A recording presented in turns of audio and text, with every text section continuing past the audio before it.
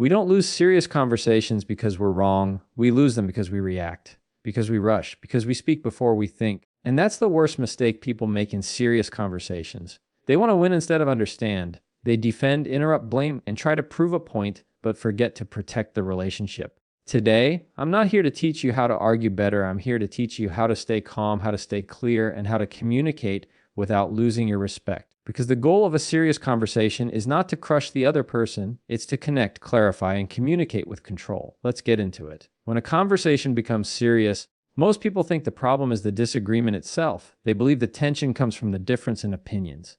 But the real problem is not disagreement, it's reaction. Disagreement can be healthy, it can be informative, it can even strengthen a relationship when handled correctly. Reaction, however, is what destroys every chance of clarity. Because reacting is emotional, reacting is fast, reacting is defensive. And when a person reacts, they stop thinking. Reaction turns a conversation into a competition. It shifts the focus from understanding the other person to protecting the ego. That is why in serious conversations people feel unheard, unseen, and misunderstood. They are not speaking to each other. They are speaking past each other. They listen only to reply, not to understand. They wait for the other person to finish talking so they can launch their next argument. And in that moment, the conversation is no longer about solving a problem. It becomes a battle for power. And the louder one doesn't win, the calmer one does. The biggest mistake people make is believing that silence means weakness or that pausing makes them look unsure. But silence is control, pausing is power. In serious conversations, the person who pauses first is the one who gains clarity first. When you pause, you give your brain time to process. When you react immediately, you give your emotions full control. And emotions don't think logically. That is why most arguments don't come from what was said, they come from how it was said. Tone starts wars before words do. The way you say something matters more than the thing you are actually saying. Even the truth can feel like an attack if your tone carries frustration. That is why reacting is the real enemy. Reaction adds emotion to every sentence. It makes the conversation feel personal even when it's not. It makes people jump to conclusions. It makes them defend themselves before they even understand what they are defending against. Reaction is the difference between solving a problem and creating a new one. People often think they are reacting because of what the other person said, but in reality they are reacting to what it meant to them. They react to their interpretation, their assumptions, their own insecurity. Someone might say, "We need to talk about your work." But what do we hear? "You're not doing good enough." Someone might say, "Can we discuss something?" And we hear, "I'm disappointed in you." The words are not the problem. The fear behind those words is, and when fear runs your conversation, logic takes the backseat. That is why reacting rarely leads to solutions. It leads to escalation. Once you react, you become closed off. You stop listening. You interrupt, you defend, you raise your voice, you shut down, and then you say things that you don't mean just because it makes you feel stronger in that moment. But after that moment passes, what remains is regret. The only way to win in serious conversations is to respond, not react. A response is thoughtful. A response is intentional. A response requires listening. And a response starts with controlling your breathing before controlling your words. Slowing down your breathing slows down your reaction. If you don't control your breath, you won't control your response. Most people don't lose control because the other person is aggressive. They lose control because they do not regulate their own body. The body reacts before the brain does. Your heartbeat rises, your muscles tighten, your jaw locks, your breathing gets shallow. And your body is saying we are under attack when you are not under attack. You are just in a conversation. But your body doesn't know that. It treats pressure like danger. That is why serious conversations feel heavy and uncomfortable. Your mind wants to talk, your body wants to defend. That conflict inside is what makes your voice shaky, your words harsh, your thoughts unclear. So when you feel your body reacting, remind yourself, I am safe. I am not in danger. I am in control. In serious conversations, people often try to think of the perfect answer while the other person is still talking. That is the reason they miss the most important details. They are building a defense when they should be listening to the full message. But listening is not waiting quietly for your turn to talk. Listening is giving full attention without preparing your reply. Listening is choosing curiosity over defense. When you listen with curiosity, you turn tension into information, and information helps you respond wisely. Curiosity turns the question from, how do I protect myself, to what do they really mean? It makes you ask instead of assume. Can you explain what you meant by that? What made you feel this way? What would you like to see change in this situation? Questions prevent reaction. They slow down escalation. They give space for clarity rather than conflict. A person who asks questions leads the conversation without dominating it. Another reason people react instead of respond is because they think every comment needs a comeback. They feel pressure to defend themselves every time something uncomfortable is said. But strength is not proven in constant explanation. Strength is proven in calm presence. There are moments in a serious conversation when silence is more powerful than any argument. Silence allows the other person to reveal more, reflect more, and realize more. Silence is not a lack of response. It is a strategic response. Silence shows that you are not moved by pressure. It shows that you are emotionally grounded. And emotional grounding is what turns a conversation into a solution. Reacting is easy. Anybody can react. Responding takes discipline. It takes emotional maturity. It takes self-control. And that is why so few people practice it. They want quick answers, not thoughtful ones. They want to be right, not respectful. But the person who learns to respond instead of react becomes the most trusted voice in the room. Because people don't trust loudness. People trust clarity. People don't trust speed. People trust thoughtfulness. The goal is not to overpower the other person, but to show them that even if you disagree, you are still in control of your respect. Respect is not given by the other person. It is maintained by you. There is a difference between reacting to win and responding to understand. When you react to win, you try to finish the conversation fast. When you respond to understand, you slow it down. You take moments to think. You breathe before you speak. You allow space for clarity. You focus on what matters and ignore what doesn't. You don't respond to tone, you respond to facts. You don't attack the person, you address the problem. You don't raise your voice, you raise your standard. That is how you gain respect even in disagreement. Not by pushing harder, but by staying calmer. The real enemy in serious conversations is never the other person. It is your own reaction. And until you master that reaction, every conversation will feel like a fight instead of an opportunity to solve something together. People think that in a serious conversation, the smartest thing to do is to build the strongest argument. They gather points, they prepare counterpoints, they sharpen their phrases and rehearse their lines. But people don't remember the strength of your argument as much as they remember the feeling you left them with. You can win an argument and still lose the person.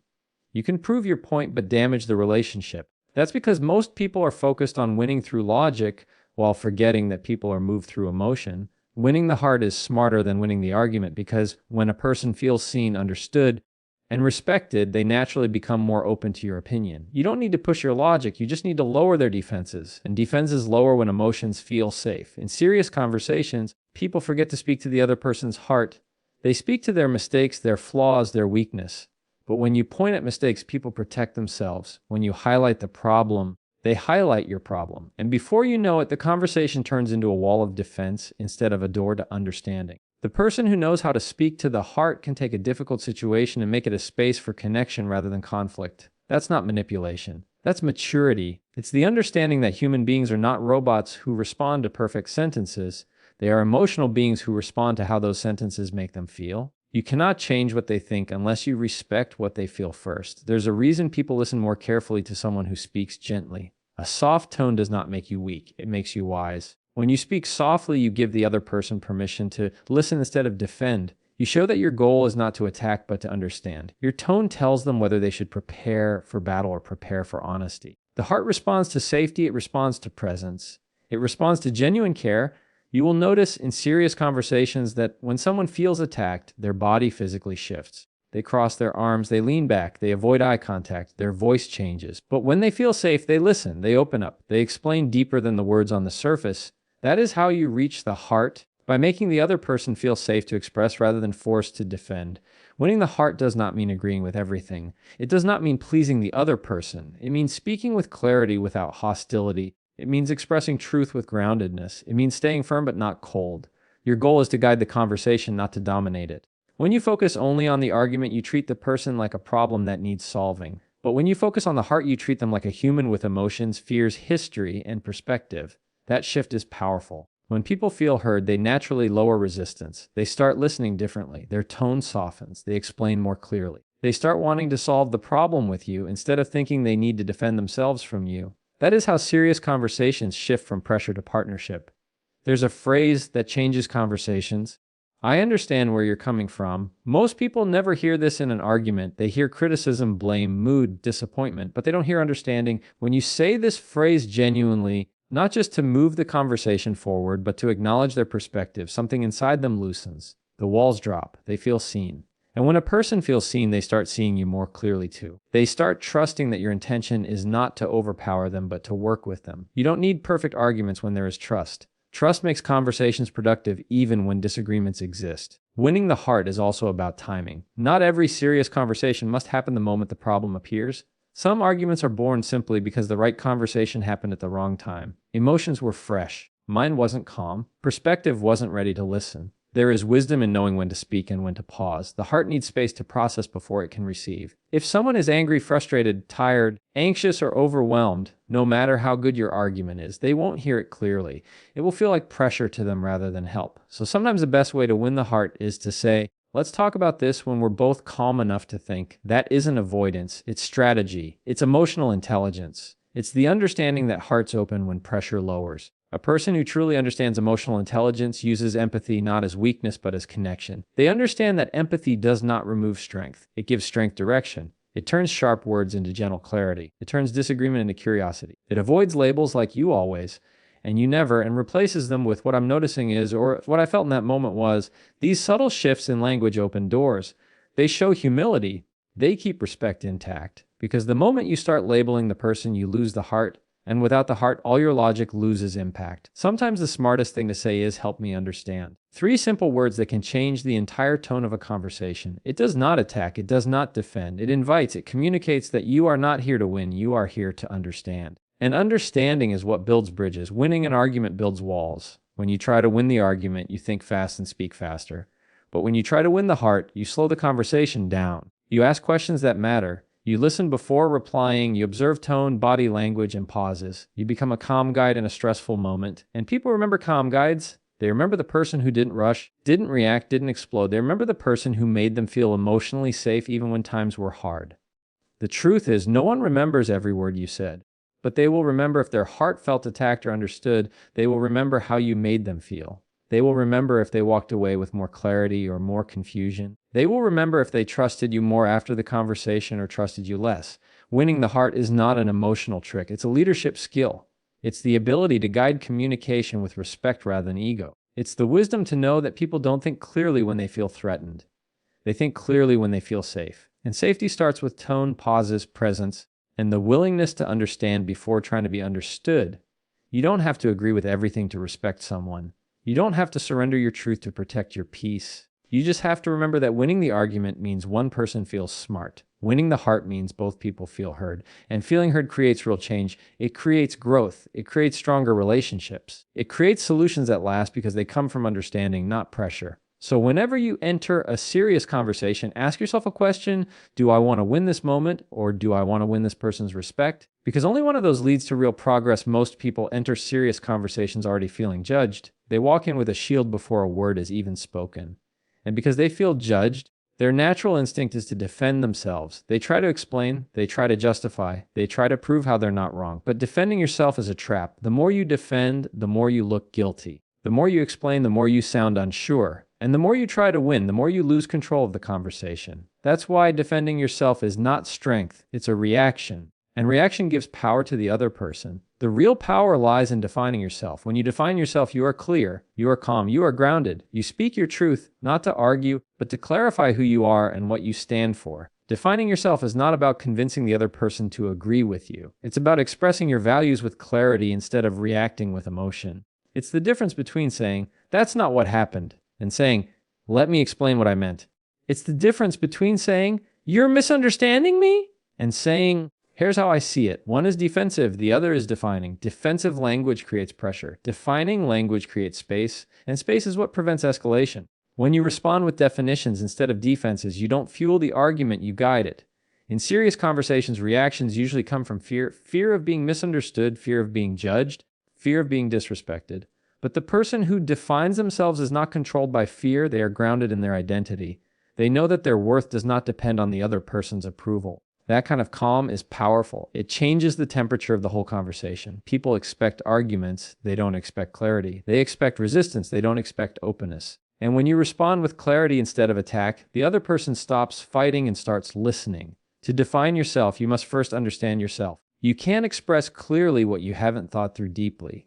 Before entering a serious conversation, ask yourself, what do I truly believe about this? What matters most to me? What am I willing to compromise on? And what am I not? When you understand your values before you speak with calm confidence instead of emotional confusion. Most arguments come from people who haven't taken time to understand themselves. They speak fast because their mind is racing. But clarity is never fast. It comes with stillness. So if you want to define yourself well, Think before you speak, calm your energy before you enter the room, breathe before you react, and remind yourself, I do not need permission to be who I am. Defining yourself also means using clear language. Serious conversations should not be filled with blame statements. They should be filled with ownership statements. A defining statement often begins with, I value, I prefer, I feel. These phrases show ownership, they show maturity, they invite conversation instead of conflict.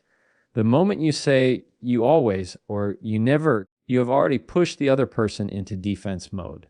But when you say, what I felt when that happened was, you shift from blame to clarity, and clarity leads to progress. If something bothered you, express it without accusation. If something hurts you, express it without labeling. This is what emotional maturity sounds like, not defense, but definition. Many people fear definitions because they mistake them for vulnerability. They think being open will make them look weak. But defining yourself is not weakness. It's strength paired with honesty. It's saying, I'm not here to fight. I'm here to be real. And real always carries more power than loud.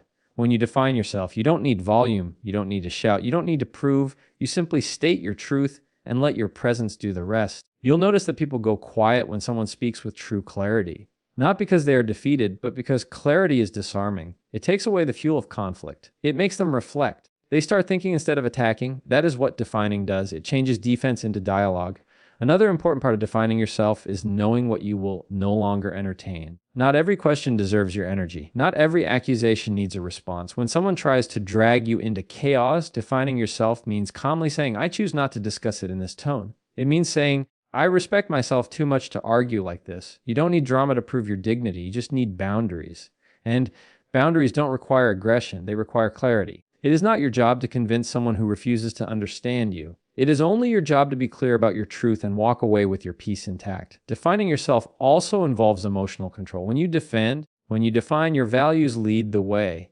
That is why emotional discipline is necessary for defining. You have to recognize the moment your body wants to react and choose to pause instead. Reaction is instant. Definition is intentional. That pause is where power lies. In that pause, you choose the tone. You choose the words. You choose to build the bridge instead of burn it. You don't have to respond fast. You have to respond wisely. That wisdom is what earns respect, even from people who disagree with you. A powerful question to ask yourself in serious conversations is, am I trying to be understood or am I trying to be admired? The first one requires honesty. The second one requires ego. If you're trying to impress or prove something, your words will sound defensive. But if your goal is to express your truth, your words will feel calm and grounded. When the motive is pure, the message becomes clear. And clear messages are what define a person, not their volume or emotional intensity. The truth is, you cannot control how others see you. You cannot control how they react. You cannot control their assumptions. But you can control how you present yourself. You can control the clarity of your message. You can control the tone of your voice. You can control whether you attack or articulate. That control is what defines strength in serious conversations. Not the person who speaks the loudest, but the one who speaks with purpose. Defending drains your energy because it relies on the other person's approval. Defining protects your energy because it relies on your own clarity. When you defend yourself, you give the other person power over your worth. When you define yourself, you keep your peace while expressing your truth. And real strength is not found in the person who proves the most, but in the person who remains the most stable. Stability is strength. Calm is strength. Clarity is strength. And the person who knows how to define themselves will always walk away with dignity, even if the conversation doesn't go their way. You may not change every mind. You may not convince every person. But you can leave every serious conversation knowing one thing. Your identity remained intact. Your words were clear. Your tone was controlled. Your values were expressed without fear. And that is more powerful than any argument you could ever win